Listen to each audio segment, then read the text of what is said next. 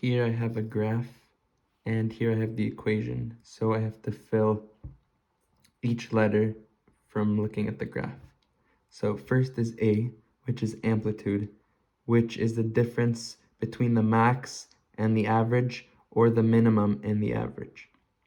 Next I have is K. K is the amount of cycles. P is the phase shift, and Q is the average. So let's start with Q. You can tell right away that the minimum is 9 and the maximum is 19, so the average must be 14. And to confirm that, you could do 19 plus 9 is 28. 28 divided by 2 is 14. So Q is 14.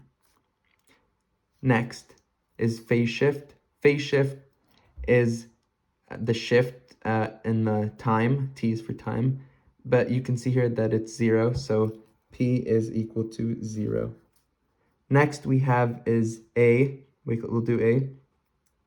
A is the amplitude, which I just mentioned is the difference between the max and the average, or the min and the average. So 19 and 14, if you do 19 minus 14, you get 5. And 14 minus 9 is 5. So the amplitude must be 5. Now, K is the number of cycles. What this means is a circle is basically like 360. So you find the numbers here of one cycle. So one cycle is 12. So you would do 360 divided by 12. That means 360 divided by 12, if you calculate that, is 30. So the number of cycles is 30.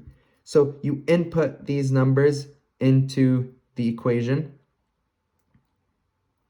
and you get the equation. And F, if you're wondering, F is whether it's sine or cosine. And to know this, if it starts at the max or the min, then it's cosine. If it starts at the average, then it's sine. So this is sine.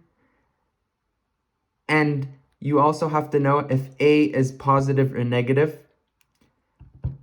Here it starts at 14 and it goes down. So that means A is negative.